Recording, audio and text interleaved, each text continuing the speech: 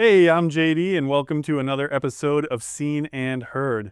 We have some cool guests with us today, and yes, that's plural, guests. So I'd like to introduce them to you right away. Thank you for having us. My name is Julie DiMatteo Lane, and this is my collaborating business partner. I don't get to introduce myself? Introduce yourself. All right. Talk it over to you. Go ahead. Brad McKenna. Nice to meet the two of you. Thank you. So where are the two of you from, just for the audience? Originally, I grew up in Lexington, Massachusetts, and now I reside in Stoneham, and Boston girl my whole life. Hell yeah. Yeah. What about you, man? Woburn. So I was born in Woburn. I moved out for a little bit. Now I'm back in Woburn. Do you guys ever live outside of the state? No, just I summer in Maine, but Massachusetts. I went to college here and everything. Yeah. Nice. So what do you guys do for work? I'm a special education teacher. My whole career has been with elementary students. And the last couple of years, I'm specializing in intensive phonics service for remediating our youngest and most complicated profile readers, primarily grades 3rd, 4th, and 5th.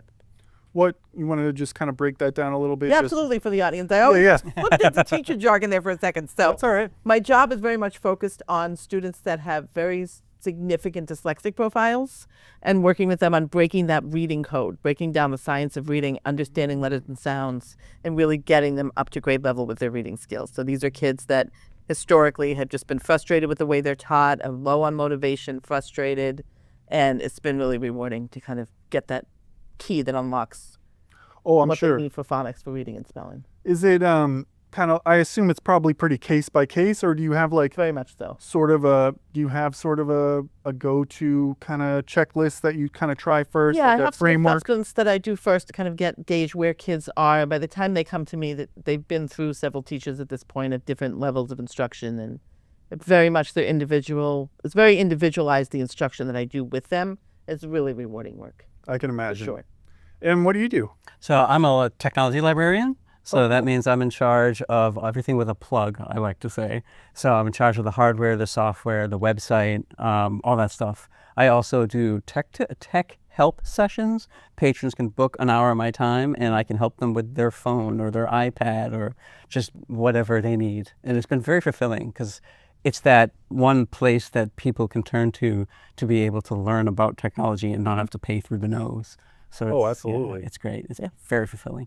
Does assistive technology come up a lot, or is it more Not just as much. So like it has now. So like I wasn't very open about my hearing loss for a number of years, but since I've been open about it, I get a lot more questions about like hearing aids or text-to-speech apps or caption apps in the phone, stuff like that. So it's been coming up more because I've been open about it.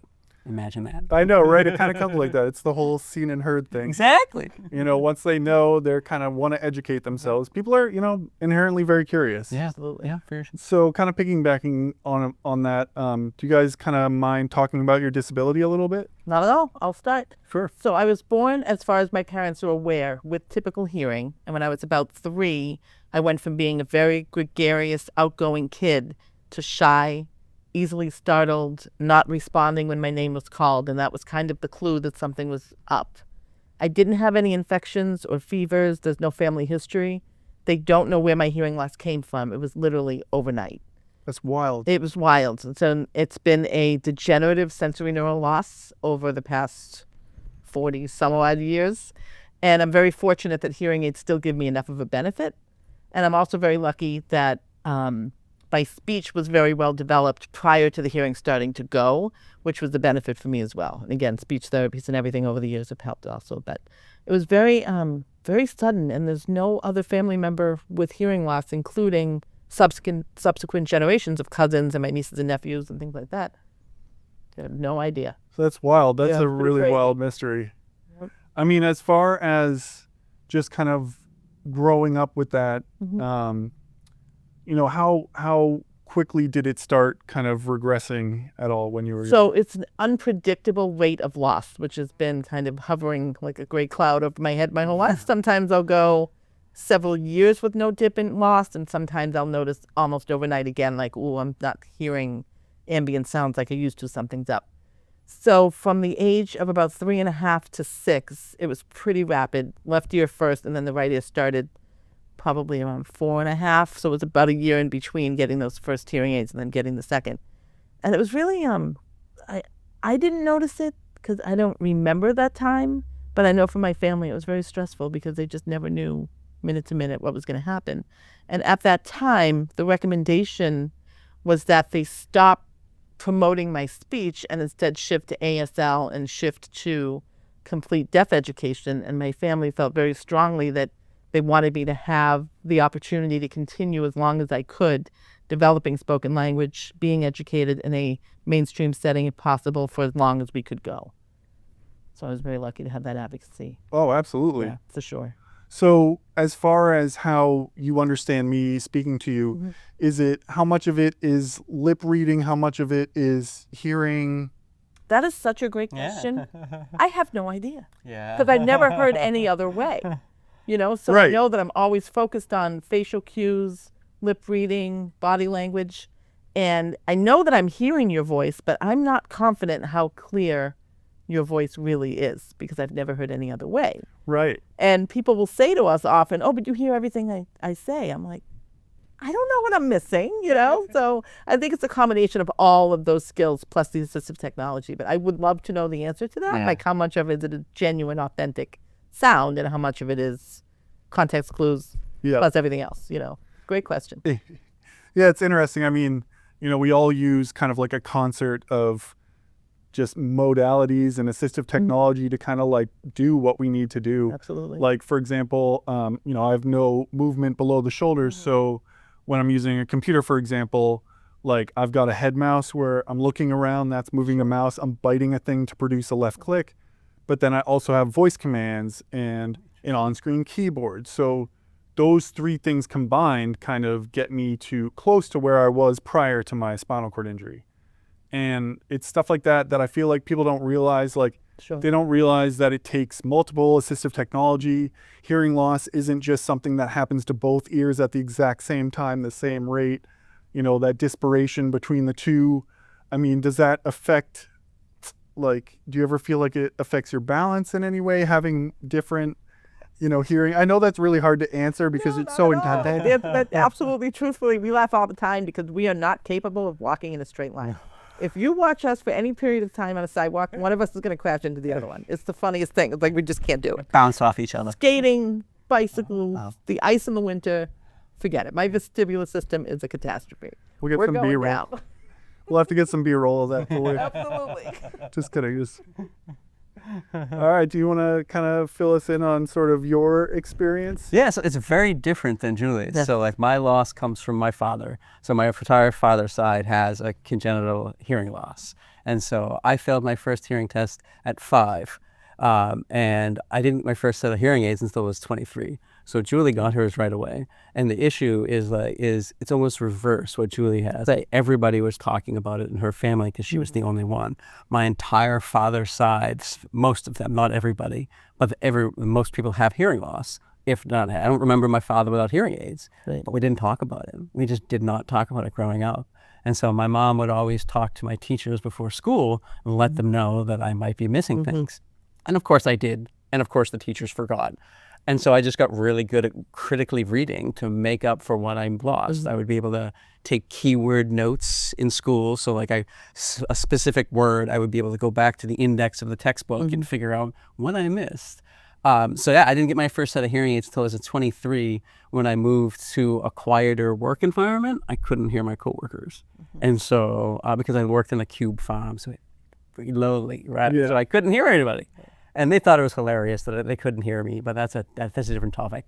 And so I got my hearing aids, and they've been godsend. They've really helped. I wouldn't be able to be a librarian if I didn't have my hearing aids. And as it is, I still need people to speak up. I need people to face me. I need people to enunciate. So there's still a whole host of challenges. We like to say that hearing aids are not like glasses. They don't correct the problem. They just aid it. And so I bluffed my way as well as I could until the pandemic. And then the library was shut down for like 6 months, and then we opened up to like curbside delivery. And so that was all phone work, and I had really hard time on the phone. And when people started coming in, they had the masks, and that is very challenging. So if I wanted to continue to be a librarian, I needed to speak up for my needs. And I was 41 years old at the time when I started. I had the hearing aids for almost 20 years before I started acknowledging them. And so it's just fascinating that like the different paths that we took. There's no one way to be deaf, right? No, not So it's just great. It's great to be able to help other people avoid that stigma. Like I was saying earlier, I help patrons with their assistive technology for their phones and try to demystify the audiogram where it maps your hearing loss and try to explain how over-the-counter hearing aids may not help them because they're not powerful enough and there's a whole host of issues. So I couldn't do that. I couldn't help others until I helped myself, right? But it's been a while because the stigma is strong. Sure. Oh, yeah. It's very strong. But, I mean, I'm sure there's some silver lining in just the skills you've picked up in kind of compensating for some of that over the years. Maybe it's not even known to you, it's something that'll come out of the woodwork when you need it. Right, yeah. So like context clues, like Julie was saying, is we don't know how much we miss, but like I can read people's like facial expressions and moods very well because I'm very attuned to like the slightest change in like posture or facial expression because I needed that to survive. And so I'm very good at that now. So maybe you're like a hyper empath that's really good at reading body language now. Yeah. Could be. Yeah. Yep. Well, I feel like you're in a good spot for that. I mean, like there's a lot of people that probably come through and you have some interesting conversations with. Oh yeah. So like they're always one thing I hear from a lot of the like elderly patrons is like, oh, I know I should, but like I feel bad and like I've waited this long. Like there's still a reticence to even do anything about it, even though like they know it will help them.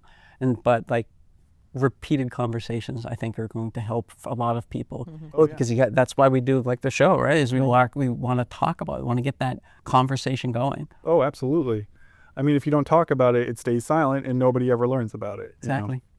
As far as your hearing loss, is it progressive? Is it something that's kind of been stable to some degree? Is that even a thing? Is there such thing as stable hearing loss? Yeah, so it's stable. So like when I got the hearing aids, I had just stopped working in a data center with like thousands of servers and really loud printers. Yeah, that's really And I'm loud. sure that it dropped my I hearing. hadn't thought about that. Yeah, it did drop my hearing. So I needed it. And the last audiogram I got, I noticed that my high tones, so I have what they call reverse slope. And so usually as you age, you lose the high pitches first, but I've lost my mid tone and my low pitches. And so if you really want my attention, you just whistle at me and I'll hear you. But I'm starting to lose the high tones too. So, but everybody loses some hearing as they age because we live in such a loud world. And so now it's been steady since I've gotten the hearing aids because I haven't had to turn things up as loud because that's turning it up for me. So it's been steady, but just as I age, I'm going to lose some. Luckily, I don't have the gray cloud hanging over my head like Julie does, but doesn't mean my hearing is going to stay. So it's stay where it is. Yeah, I mean, hearing, like any ability, is really just temporary, right? Yeah, I mean, we only have it for so long. I just wanted to talk about kind of the difference between the technology you each use for your assistive hearing as well as kind of what tones you have strengths in and what those specifically would be. Because you say high frequency, mid frequency, low frequency. I kind of have an understanding of that from doing audio engineering, but I feel like the large audience really isn't going to know what qualifies as a high, mid, or low tone. So do you want to talk about the tech of the hearing aids first, or you want to talk about... I'll Start with the tech question. So the high tones are like birdsong, like high pitches, like high voices, stuff like that. That's high frequency. Mid-tone is conversational. So right now we're speaking in a mid-tone. And then like a low frequency, low tone is like basses, bass drum, or like rumbling, thunder, stuff like that. And so what the technology does, so we have different manufacturers, but we still have the same hearing technology because there's the hearing aids and the cochlear implants. So what that does is you have to get an audiogram done. So they play a bunch of tones and you have to raise your hand. And based on how many decibels they have to turn up that, they'll know where your hearing starts, your hearing threshold starts. So we get that done and we map our hearing loss. I'm doing this because that's basically what my hearing audiogram looks like. And what the hearing aids do is they boost at that level. So I don't need much boosting at the high levels because I still have that hearing. But mid-tone and low tones, I need them to boost more. And so what the audiologist does is it programs it where it boosts at certain points on the graph. So you have the frequency low to high and then decibel low to high. And it boosts it at along certain points on the graph. So it's only boosting where I need it. And that's where the over-the-counter can be problematic, is it's just boosting across the board. Right. And so someone with over-the-counter could end up losing hearing because it's being boosted where it doesn't need to be boosted. And so that's basically it. It's an amplifier. It's a personal amplifier along the frequency that I need. So Julie's audiogram looks different, so she's going to be boosted differently than I am. Mine goes off a cliff. Yeah. It looks like this. Mine just goes crash. So I have limited to no high frequency left. So birds I can't hear, whistles. If someone says something like shh, I don't know that sound. Yeah. Mid-tone is pretty good conversationally, but yeah. again, I'm not sure if I'm really hearing it as well, or if I'm just compensating with everything else. My low tones are definitely stronger, but with my hearing aids out, and that's with hearing aids in. If my hearing aids out, it's completely silent. Oh, it is. Okay. It's lovely. You know how nice that is to have that option? How frequently do you utilize that in a day? You think? Very frequently. Never had a bad night's sleep. Really? Thunderstorms don't bother me. Can't hear them. Okay. It's great. So that's the other point to make too with the hearing aids, getting back to being a little more serious about technology, is that hearing aids amplify what we are able to already hear, right? They don't correct our hearing. Right. And I think that's a big misconception when people compare glasses to hearing aids. They're not bringing back anything. They're just amplifying and boosting what's there. So. Plus, I learned a little bit. I was doing some research for my mother for her getting her some hearing aids because she's definitely of that generation where she don't want to correct it, but you need to. You know, she's getting so frustrated with asking people to repeat stuff to the point where she just gives up and like feeling isolated by it. And I'm sure you've experienced that yourself. So kind of when I was learning about it, we went this route with this product called Jabra Enhance. I don't know if you have any opinions on that. I'd love to hear it if you do. Whatever works. Yeah. Right? It's like it doesn't matter what you use. If it helps you, great. Yeah, and this one, it was, you know, we had an online appointment with someone and we got them for her. But I think what I learned in that, as well as this movie, I don't know if you've seen the movie The Sound of Metal. Yes. He has, Is like the idea that it's not, the sound that comes from them is not what you expect. No, it's so tinny. Very tinny. Yeah. different. So it's funny about that is, so Julie has Phonak, I have Oticon as a manufacturers, and the way it processes sounds means that sound is proprietary. So I hear the world literally differently than Julie, because the algorithm that's running the amplification in our hearing aids are owned by different companies. Why? So like the Jabra would be the same thing, right? It would be that company owns it. So the world literally sounds different, not just artificial, because the first time I got them, I was old enough to remember everything sounded very mechanical and tinny because it was. But I didn't realize until much later that it can actually be more than that. It literally changes the way we hear the world based on the way the manufacturer works their technology. It's fascinating. That is crazy. I mean, so like for example, when I was in the hospital and they're giving me my first chair, they make me try out a bunch of different manufacturers. Like this is a Permobil. First I was a Quantum, and like they have their own proprietary technologies. Yeah. Like I love the Quantum because it's sturdy. It's like a tank. It's mid-wheel drive. I can turn on a dime. And then this chair is a Permobil. It's super janky, wiggly, but it stands. I can stand up, which is incredible for me. It's great for my blood circulation, pressure relief, stuff like that. So, you know, it's kind of, they all have their pluses and minuses. Plus I had to determine how I wanted to drive my chair. So I had to choose between driving with a head array. This is a head array. So I press against the back to drive forward, tap it to switch to reverse, and press, or this to turn left, and this to turn right. And I can hit them both at the same time. So I can be driving forward and tap this and kind of turn right and left while I'm driving forward. And the other options were like, this is just a water straw, but it looks like a sip and puff device, which you would use to drive your chair. So like you know, create pressure into the tube, and then the chair would drive forward on a latch for say 15 seconds or 30 seconds. Huh. And so that's great for rough terrain, for example. So like, you puff into it, the chair goes over the rough terrain, no problem.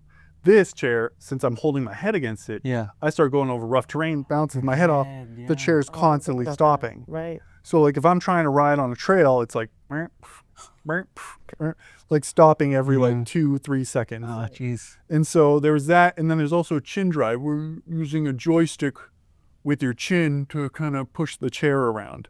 So I'm kind of curious, like, I know it's not like mine was pretty intensive because it's like an inpatient situation where, you're relearning your body. They're like making you try out all this stuff before they let you back out into the world. I know it wasn't a situation like that for you guys, but was there a situation where they have you try different kind of manufacturers? Is that more of a newer thing with the proprietary sounds and stuff like that? So I tried out a Phonak when I got this set. So I got this set. We have to replace our hearing aids between every 5 and 7 years. You have to get a new Same set. with the chairs. Yeah, there you go. There you That's go. funny. I bet it's an insurance thing. So I tried out a Phonak and in the audiologist's office, and it was so weird. The world sounded different. And I didn't like it, so I went back to the Oticon. That's the only really thing you can try. You can try different hearing aids. Why don't you talk about the analog to digital thing? That's exactly what I was going to do say. that. Oh, okay. So I have had hearing aids for so long that I've experienced the shift from analog technology to digital technology, which was wild. I got my digital aids probably when I was about 30, it's probably about 20 years ago, maybe even a little bit older than that. And I just remember my youngest brother went with me to pick them up because the audiologist said, don't do this by yourself because the world is going to sound very, very different. And we got out of the car, and it was raining that day, and I put my hood up. I'd never heard raindrops before. Oh, wow. I thought someone was coming after me. I screamed, and Joe was like, it's the rain. I'm like, oh boy. And then we went in the house, and for the first time, I heard water coming out of a faucet. I heard the light switch clicking. I was scared to death for probably a good week. And that was just eye-opening. So for me, you never had that experience. That shift was huge, going from analog, which pretty much amplified everything with no depth of sound, to the digital. And now seeing the digital evolution over time has been amazing. It much more mirrors the way that the natural ear processes sound now. So I think I'm getting as close to an authentic experience as I can. But for me, in terms of brands, I've always kind of been driven by what my loss is looking like at the moment and what brand can offer me the most power to help keep me connected. And I have Phonak now, and I probably think the last 2 or 3 pairs have been Phonak, just because it really works well for me. I did try Oticon, and I didn't like Did you? Yeah. Yeah, years ago, and I wasn't Yeah. crazy about it. So it all kind of goes back to what's the best match for me right now. I need the power aids. I need the best available to stay connected. How much of it do you think is like preference versus like it just happens to fit you? I know that's a weird question, but like I'm kind of curious, like, you said you tried out the new ones and then you switched back. Do you think it was just because you were used to the old ones? Do you think that was part of it? I think that's part of it. I don't think you can really say it's all of it, but I will say every 5 to 7 years when we get new hearing aids, our brain is rewiring because the algorithm changes slightly. So for the last 6 weeks after we get a new set of hearing aids, we're exhausted. Because for us, listening is an active process. Right. And so we're exhausted. And then with a new set of aids and the new technology, we're listening and our brain is like rewiring itself in order to hear in a new manner. So it's tiring, but I think that would have happened if I went to Phonak. I would have had that process. It might have lasted longer, depending on how different the two algorithms are. But I think some of it is preference because I think that it didn't sound bad when I tried the other brand. Yeah. It just sounded different. And I'm like, yeah, I'm okay. When I tried the Oticon, I remember I just felt like the world doesn't sound right. Yeah. And it didn't have the power threshold that I needed. So found Phonak and stuck with it. Yeah, I mean, it's kind of like, if I replace my head array or these buttons get out of place, like this is essentially my like legs now and how I get around. Yeah. So it is very jarring and it's very exhausting and it's an emotional Sure. experience for Oh, me. big time. Like when I have someone messing around with my head array, I get this like intense feeling of like emotion that I just feel like I'm being very violated or something. and it's weird, and it is very exhausting, and it's like probably my biggest muscle right now is my neck muscle because I'm using this for all kinds of stuff, and I'm sure there's all these tiny little muscles in there that some get used more than the other when it's in one position, and then used more than the other in another position. Like, God forbid, I don't know if you can see the post kind of sticking off the back of the head array pretty far. Like, I've spun and I've caught that on crap, and then it bends the head array, and then I'm like, I think I have it back where I had it, and and then I'm like driving, then I go to like hours later, and my neck is killing me, and I'm like, okay, it wasn't in the same position. Right. But then I'm like, okay, am I just used to this? Like, am I like maybe have my head too far forward and maybe I should go back? Like, maybe it's better for my posture. I'm always like kind of like second guessing my position and stuff. But then sometimes I'm like the opposite of hyper aware and I'm just cruising around. But it is a very active process. It's exhausting, I mean, as far as active listening goes, I feel like the rest of the world could benefit from doing something like that, For sure. 100%. What's been kind of like the age group you work with as far as the reading and comprehension and stuff and the hearing? So over my career, I've worked with kindergarten through 5th grade. So we're talking 5 years old to about 11. And every year, the first day of school, I do a little presentation with my students about who I am, my hearing loss, the best way to work with me. I show them, I don't pass it around. I walk around and I show them the hearing aids so they can get a closer look at it. And year to year, the kids have been great. They've actually probably been more accommodating than most adults that I've encountered in my time. What I love about the kids is they're not afraid to ask the curious questions about my hearing loss, and I so appreciate that. And I had a group last year where my 4th graders last year, they were brutal. They would remind each other, like, she can't hear you. Turn around. Make sure you're looking at her. They held nothing back. So kids are probably just the most accepting, accommodating little group that we have. They're amazing. So it's never been an issue at work. They're fantastic. They're better advocates than I could ever be for myself. They're awesome. I find the same thing. When kids come up to me, they're always curious about the chair. They ask me about it. And you know what? Honestly, like, I have no problem being asked questions about it. I mean, I think that kind of fostering that curiosity and being okay with answering those questions, like us being educators about, our experiences, like that's hyper important. There's people, who are in their 30s, 40s plus, like, who are afraid. They're just afraid to ask that because they think they might offend you. Yeah. And then, or they're afraid they might sound maybe malicious or something. But I think as long as there is no malice and it's just curiosity and you just want to learn, like, nothing's really off limits as far as I'm concerned. Nice. Nice. I mean, with that in mind, what kind of experience have you guys had as far as someone in a chair or someone that's a quadriplegic or a spinal cord injury? I've had very limited experience. My students, typically the population I work with, are more learning disabilities as opposed to more physical challenges. So I've had very limited experience with mobile users. What about you? So I worked with, she's no longer with us, but the head of the Wilmington, which is where I work, Commission for the Disability. She was in a wheelchair, but she had upper body, so paraplegic. It could be paraplegic, it could be quadriplegic. Okay. So it's all kind of like not a spectrum, but like you have your spinal cord, you've got your cervical section, your thoracic section, and then your lumbar section. So I'm cervical, obviously, because I know that part well. And that's higher up, like near your neck. So if you were to look at the back of my neck, you would see a long vertical scar. And so I'm fused at C4, C3, C4. It starts with C1 and goes down. So I'm pretty high level. So this is like as much as I've got. But then you could be like C6, C7, even C5 and be driving your chair with your joystick.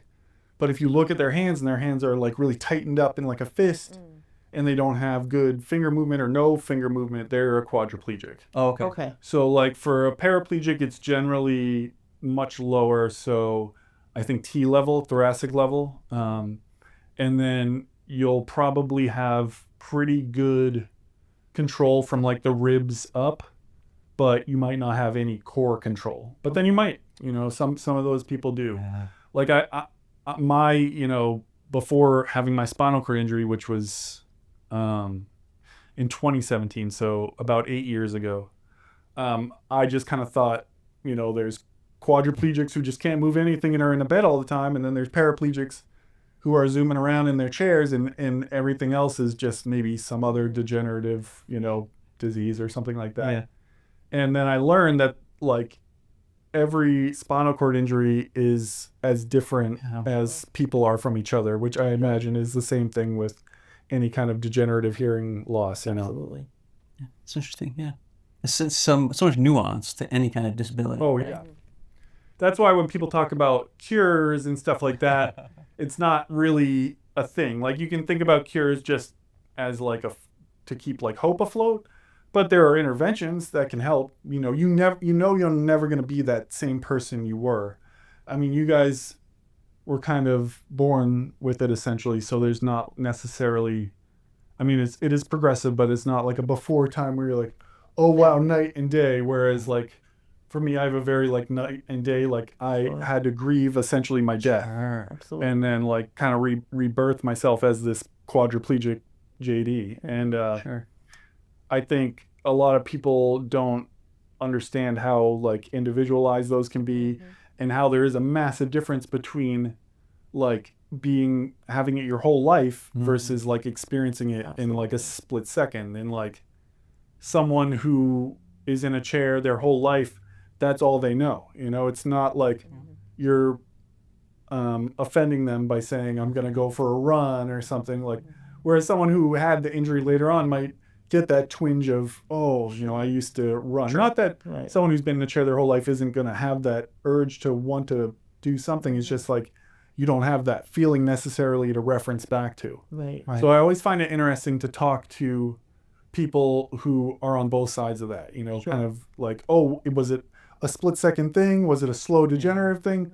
Was it something you were born with? It's varies so much. And then the disability beyond that also varies. So it's wild. I mean, could we talk maybe a little bit about your school experiences growing up maybe? Do you want to start? Sure, I'll start. Yeah, so I had a lot of trouble because I didn't have hearing aids. And so like I tried to sit up front as much as I could, but a lot of times in the lower levels you're alphabetized and the M is usually in the back, which is challenging. Right. I always had problems with people behind me. People did not understand that I couldn't hear them to give them the answer to number 23 or something. It was really hard.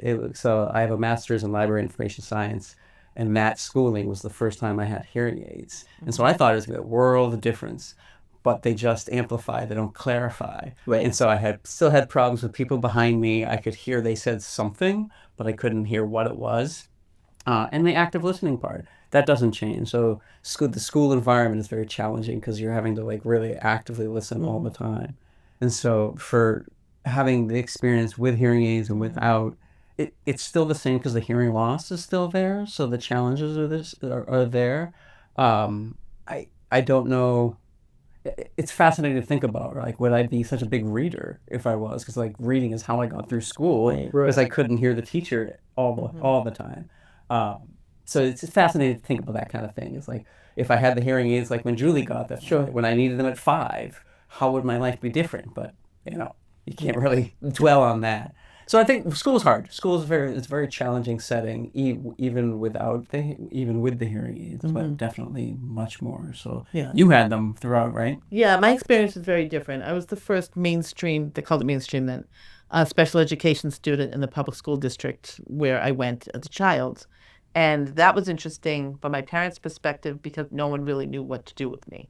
Fortunately, my parents instilled a very strong sense of self-advocacy in me from a very, very, very young age. I distinctly remember coming home the first day of first grade and saying to my dad, I couldn't hear my teacher. And he said, well, what are you going to do about it tomorrow? You have to try it first. And I go in this McDonald's and tell her I needed to have my seat moved. I needed to be closer to the front. So I was very lucky that I had that personality from being very young, that I was upfront with every teacher, every student, anybody that got my path of what I needed and what you can do to help me. But like Brad was saying, the active listening is so draining from kid to adult, right? And what I remember most about school is all these little strategies and tricks that I would have to do to keep up with everybody else. And one of them I remember when we would have to go around and read out loud.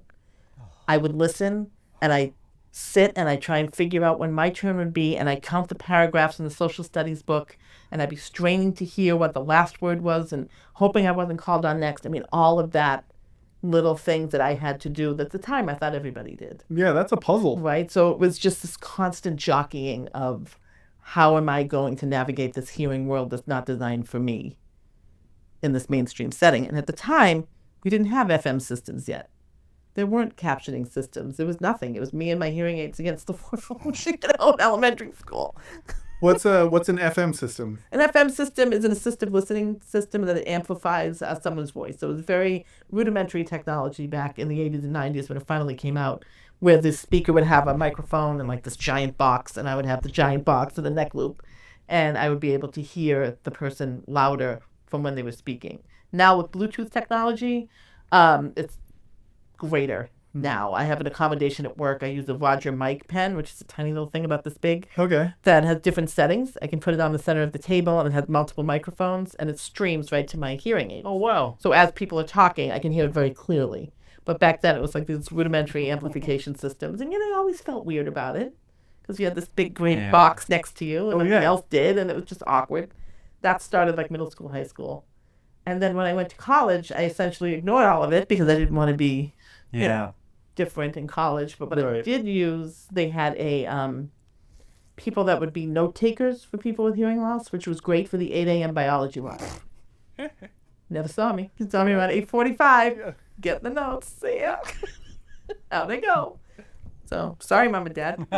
They know that part. They knew. They knew. Yeah, we're smarter, not harder, bro. Absolutely. So the accommodations are much more so now, which is great than what they were available when we were I kids. can't imagine. Yeah. No, I can't imagine the 80s. You remember seeing those in the 80s, like the big batteries. Big things. Oh, it was so big. How did the other kids kind of handle it?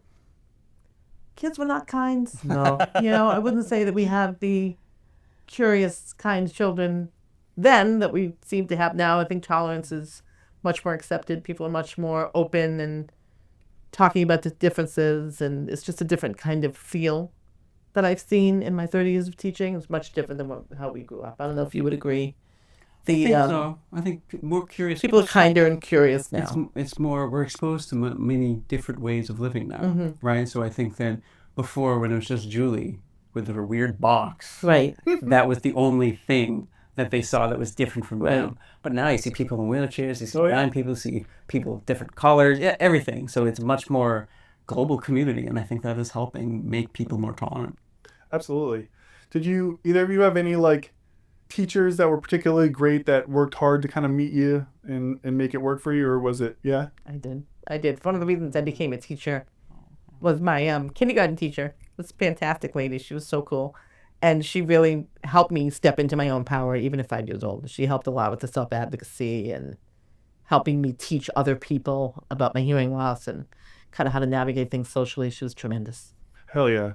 I mean, self-advocacy is beyond important. Yeah. I mean, it's the difference between, for someone like me, being stuck in a bed all day with no one taking care of you, to being able to do a show like this. I'm not doing this myself. I'm doing this because my wife is amazing. I'm doing this because my family's amazing, because my caregivers are amazing, and I have awesome people that I meet like Greg who can help me, create a show like this when I, can't get up behind the camera necessarily myself.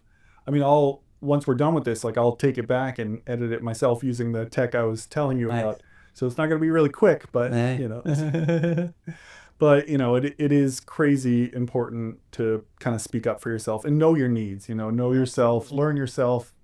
It's like the worst thing I can see is when someone it's more when it's like a sudden change, is like complete denial of it and not wanting that. Because you're only doing a disservice to yourself, really. It's hard. It's like I said earlier, it took me 40 years to speak up for myself. It's hard. What do you think was kind of like the prevailing preventer for you? I'm shy. I don't like I'm an introvert, so I don't like any kind of confrontation. I don't like asking for help.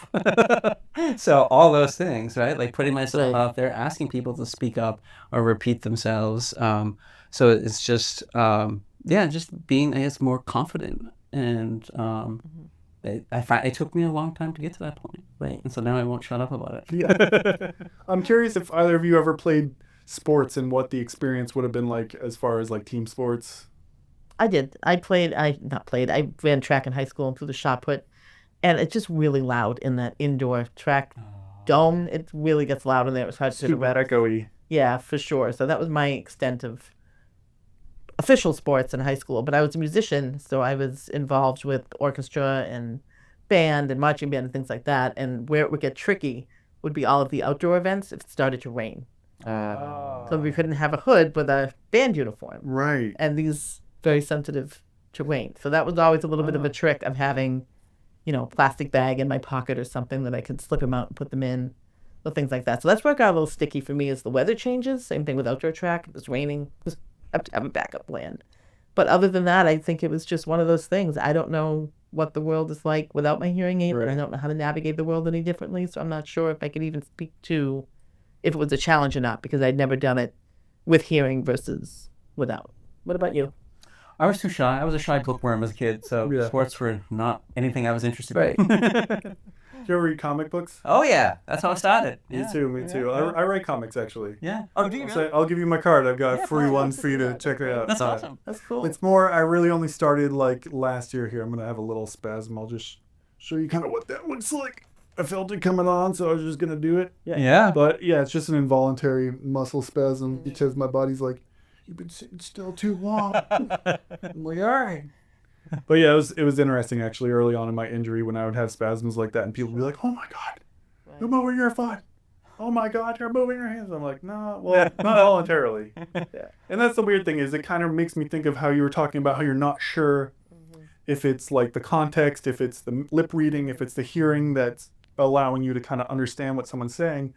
Like I can trigger a spasm like in a specific part of my body. Interesting. So I know there's some kind of signal connection there, but I can't like do anything like fine or something like that. Like I can be like, okay, I know how to trigger Sure. that spasm and stuff like that, but I don't know how to do it necessarily. Like I know how to do it in a useful way as far as like, oh, if I'm feeling low blood pressure, I'll set off a spasm because that'll get Sure. blood circulating through my body a little more because otherwise it can, pool in my feet, especially if I'm standing. Sure. And then I'm like, it's actually interesting when I start tanking, like my blood pressure starts going down.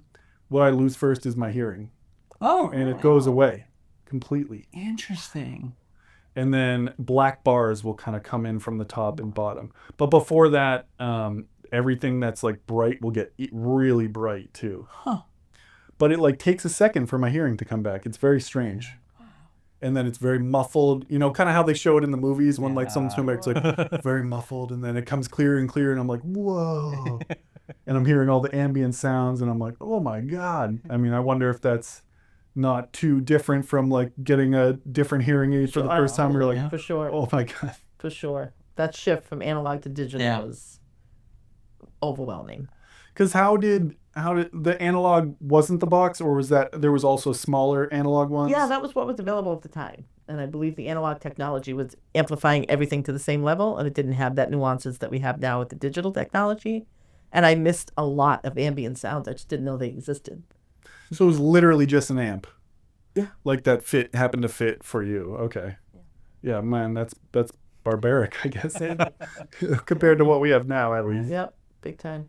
That's crazy. I mean, okay, we were talking about kind of sports. Oh yeah, so you were talking about the rain. Like I know sound is obviously a part of that, but are they waterproof? Was that also a problem? Like you can't. Yeah, no, they can't get wet. That's crazy. It is a stress and a half for both of us. I don't have any outerwear that does not have a hood, No. just in case. That's why I don't like the summer, is because it's too hot to wear like a hoodie or something. Right. So Yeah. I have to be so careful like summer sun showers. So you gotta take them out quick and And hide them. Hide 'em, yeah. Yeah. That's wild. I mean, you'd think like something that's going to be on the human body has to be resistant to liquid in some way, They're better than they would be because, like, the first set, you probably remember this too. The first set I had like a wheel for volume. And Oh, had that's right, the switch. click wheel, yeah. But they got rid of those because there's little microscopic holes so the things can move. Anytime you have a hole, water can get inside. So they are water resistant to a point because there's not many openings. Right. But yeah, Not enough. don't test that. Experiment, try that. I mean, that seems crazy because, like, they're always advertising, oh, the new iPhone, it's waterproof and stuff like that. Why the hell aren't the hearing aids waterproof? Like, come on. Yeah, I know they're working on it. I think Starkey is one of the brands that says you can like swim quickly or something. It can be submerged without being damaged. But they said that the inside, the mechanical bits inside are coated with the same material they use for the space shuttle. And so, like, it's sealed. Oh, that's cool. Yeah, it's wild, but like they're so expensive, and like it's still you can't go swimming with them. If you fall in, you might not lose your hearing, but that's about it, right? So it is wild to think about how far we've come, but how far we've Sure. I mean, even little things like if you're at the beach, there's water in the air from the Oh, yeah. or sand, or if you're putting sunscreen on and you touch your ears, like maybe you gotta be careful with lotions, and it's pervasive through every part of your life. And there's snow because we're in New England. And the snow, and then even just simple things like if I wash my hair Oh, yeah. and I don't dry it right away, I need to wait for a little bit until it's not as sopping wet, and then I can put my hearing aids back in. Oh, wow. So it's all these little things with water that shows up everywhere that we have to be careful with. As far as, like, I'm kind of curious, like, what hearing aids cost, like, monetarily. I know what I spent on, like, the Jabra ones for my mom, but I'm kind of curious what your guys' experience have been. My most recent pair, we got new ones at the same time. So a year and a half ago, 23 years ago, Yeah. was close to $7,000. And that's with help from insurance or no help from insurance? Insurance does not cover hearing aids. Really? They're cosmetic. That's crazy. There are some insurance plans, I believe the GIC covers up to $1,200, which is nothing because the rest is out-of-pocket cost. Yeah. And actually, right now, there is a bill being pushed through the Massachusetts legislature, hoping to get this approved. There's a lot of advocacy work going on from the deaf and hard of hearing community. There's a hearing on actually Wednesday, September 17th, where people will testify to force insurance companies to cover the cost of hearing aids. They're not cosmetic. I feel like Not a choice. that would be incredibly eye-opening to most of the population because Absolutely. I People feel don't like realize. most people would think that would be covered by insurance. Like, I kind of like didn't think that much about it with my mom because, okay, it's not like something that was pervasive throughout her whole life. Sure. It's later on, like maybe this is the situation right now, and then if it gets worse, then we enter a clinical setting and insurance gets involved. But if not, that's crazy. That is a massive oversight. That's letting so many people down. And that's a one-time cost that you then have to repeat every 5 to 7 years. Yep. And along with that, there's another part that people may not realize is that we don't have the rechargeable hearing aids. We're still using batteries. Oh. Because of the type of loss we have, the charge wouldn't last long enough throughout the day for what we need. So batteries come at a cost. That's not covered. We have to have our tubes replaced every 3 months, these plastic tubes. Oh, wow. That's a cost, the hidden cost there. What do they charge for the tubes? So it depends on where you go. Okay. You charge a couple. Yeah, so I go to Mass Eye University, Yeah. and it's a $50 office Yeah. visit. So every 6 months, $50. We have dehumidifiers for our hearing aids, so we put them in at night to get the moisture out to try and preserve them. Right. That's $70. What about the batteries? The batteries themselves, we researched this a couple of months ago. It runs anywhere from $15 up to about $17 to $19 for a 6-pack. And we change our hearing aids. Probably the longest I can go without changing them is 7 to 10 days. It's so fast because your batteries are bigger, so different sizes. So I have to change my batteries every 4 or 5 days because the batteries are smaller, so they hold less of a charge. So like that's repeated. So a pack of 6 is getting you 12 days. We're not really that hot at math, but anyway, a couple of, so you're buying batteries more frequently than you realize, and that adds up quick. There's a lot of little things that people don't think about that go into the cost of making hearing aids. And God none of it is forbid. covered. It's all out of pocket. And God forbid you like go to travel and forget Yeah. some of that stuff. I'm sure you've experienced that. I have batteries everywhere. I have batteries in like every floor of my house, every room in my car, in all my jackets, in our office. In this pocket. I mean, You have to. Batteries You have to. Yeah, they have to be everywhere. Yep. Because if we lose it, we're up that creek. Have you ever, either of you ever been in a situation where you've kind of been like screwed because you didn't have, You want to It talk actually about just it? happened about a month ago. I was Yeah. up in Maine, and one of my hearing aid tubes cracked, and it was a Saturday night, and the audiology wouldn't open until Monday morning. Oh, wow. So I was on half power Saturday night, Sunday into Sunday night with social plans and visitors, and it was just so frustrating. Nothing I could do because I can't just go to CVS and buy a new tube and pop it in. Right. It has to be a repair done at the audiologist's office. So there's that inconvenience factor, right? Just If like, it's like the end of the world and you've got your supplies, do you feel like you could put a new tube on? Do you feel like you could kind of like... yes, but it is very delicate. Yeah. Yeah. Certain tools to be able to pull it through, and it's a lot of fine motor skills that I don't necessarily have. And if you pop it or if you crack it, or the other thing I thought about swapping this tube over. If you crack it, you're out of luck. Or if it gets jammed inside the mold, then what are you going to do? Yeah. So it was easier to just resist temptation, don't touch it, and just be on half power for a day and a half. What about you? Have you ever had that? Yeah. Been somewhere you've gotten in a... You're usually more prepared than I am for everything. So I've had issues where I've had to go through more than one battery. So like not all batteries work. So like they only last so long, and so sometimes I've had a pack in my coat or something for 2 seasons, and I haven't used them all. And so when I pop it in, I don't know if it's a dud or not. So I've had issues where I've had to go through multiple batteries. And the thing that's really frustrating is that we put the batteries in, and then it has to test all the frequencies. So we hear chimes, but between putting the battery in and the chimes starting, it's like 10 seconds. It's a delay. You're like, wait, is this a dud or not? Right. It's nerve-wracking. It is. You feel like you have to be in like a really quiet setting when you do the swap over just to make sure everything sounds okay? No, I mean it's fine. Like when it like we want more noise, right? So like the more noisy, the more we can test. Well, it. yeah, sure. But we're definitely worried about they're smaller. So like we want to make sure that if we drop it, we can find it or pick it up or something. So we do have to Don't be drop it careful. over like a puddle if you're outside or something and you're trying to change it quick. How I mean, durable are they, and what are they made of? Hearing aids? Yeah. I don't know. What are they made of? It's just plastic. Just plastic? It's a hard plastic. They're not very durable. So like if we drop them on a hard surface, you can crack it fairly easily. So you do have to be very careful with them. So have you I wonder dropped what the them? reason Oh, I've is. dropped them. Yeah.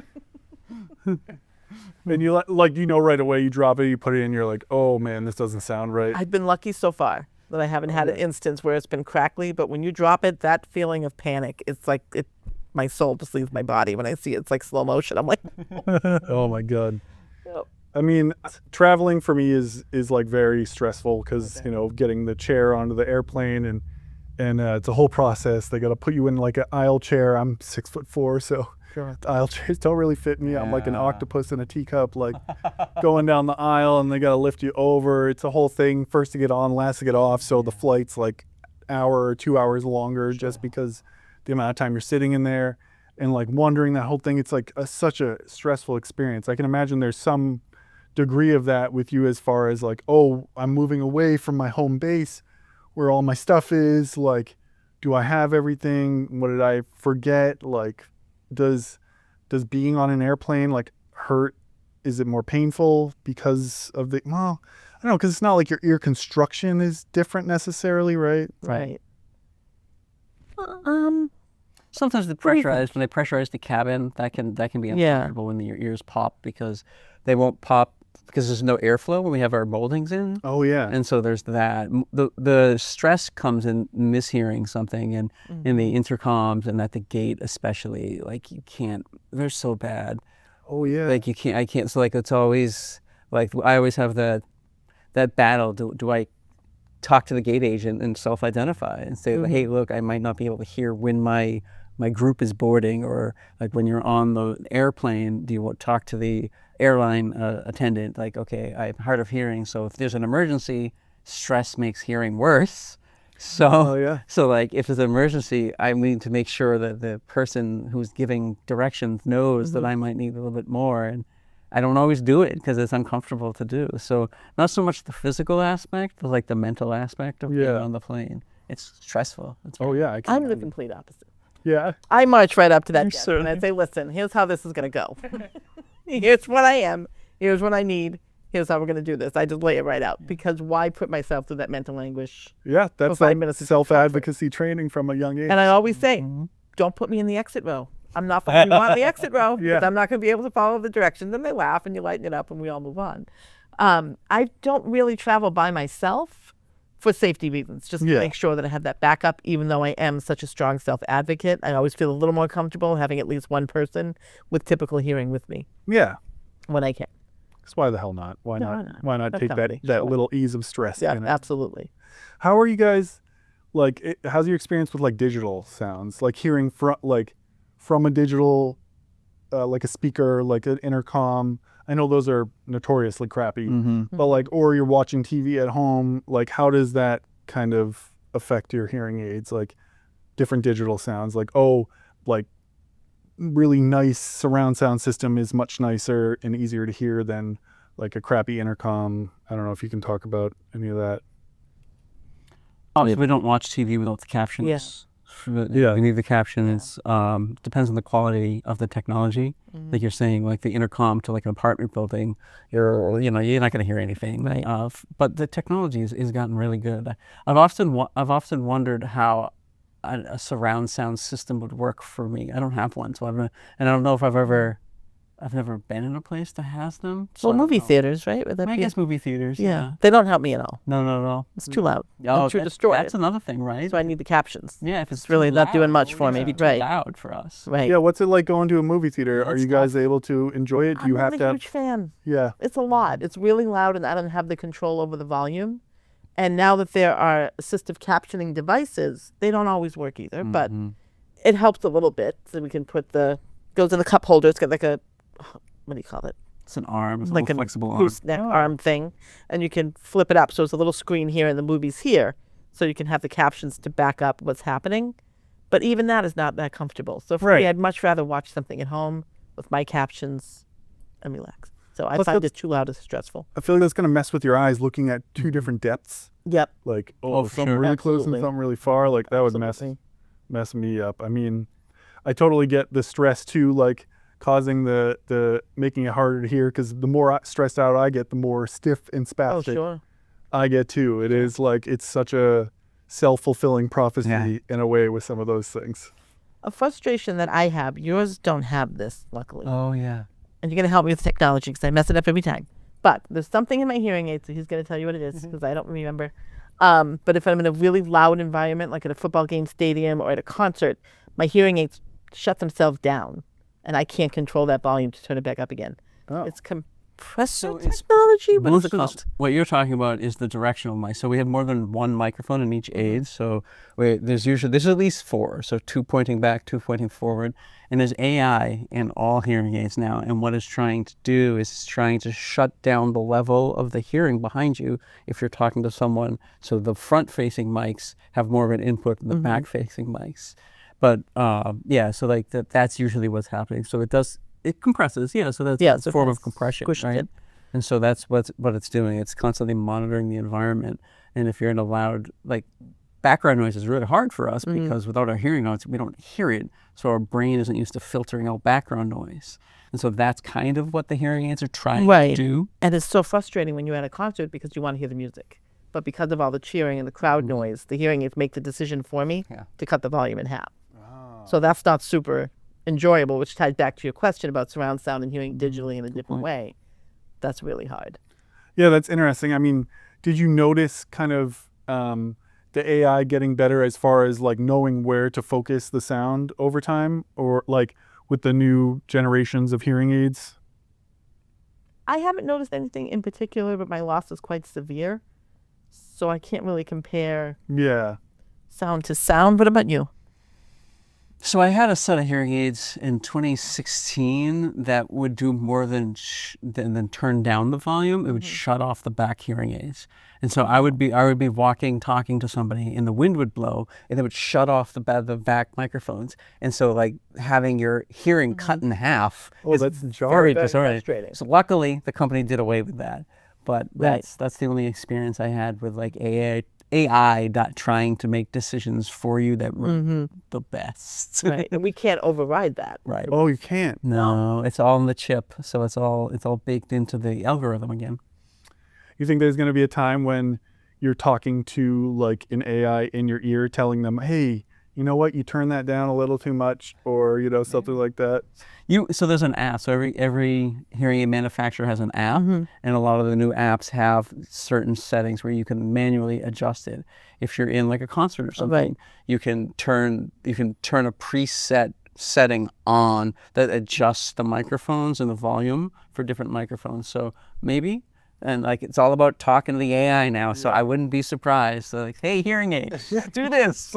It would be interesting actually having like a large language learning model or a large language model on your phone, and like being able to kind of speak to that colloquially and be like, oh, like I'm at this show, like I feel like you're kind of messing with the hearing in this way. Can you maybe make that better? Like for people who aren't necessarily tech savvy or something like that, like as a digital assistant. That could be cool. Yeah. So you guys have a little kind of show and podcast together. I kind of want to talk about that a little bit before we wrap up. Absolutely. You want to start? Yes. That one lets us start. I'm going to talk with the group, so I'm going to give him a chance. So, as probably came very clear, that we have different ways of being hard of hearing, and so we've only known each other for 18 months. Yeah. And wow. so That's it. we wanted to start the conversation and kind of show people that different topics that you wouldn't think of, like active listening was a really good one, because like it's really hard for us to listen. And so the show is basically us picking a topic, any topic, because our hearing is involved in every part of our life. And just kind of like relating to it, getting people, kind of what we're doing here, right? Is get people to talk about the disability and not be afraid to ask the questions and to give two different points of view, because we very rarely have the same experience or agree. But it's just about talking about that and demystifying it, kind of get rid of the stigmatization. And so it's been a blast. Really, it's been fun. How it started was we were at a barbecue, and it was later at night, and people had moved inside, and we happened to be sitting next to each other, and at the same time, there's like a million conversations going on at the same time, and we just both looked at each other like this, like, oh, you can't hear that either? No. We literally talked before that, and that's how it started. Oh, nice. And it was just this instant connection of, oh, we should collaborate on something. Oh, hell yeah. So we've grown to have a weekly YouTube series called Hearing Things with Julie and Brad, which covers what Brad talked about. We also put out a co-written blog post each week through our website that, again, addresses a topic central to our lives as hearing aid wearers. It's not always the same topic as the show that we've done, because there's so much to talk about. We have an Instagram presence now where we do short videos on similar topics, but much like a little snippet, and then you can go and watch some of the longer form videos.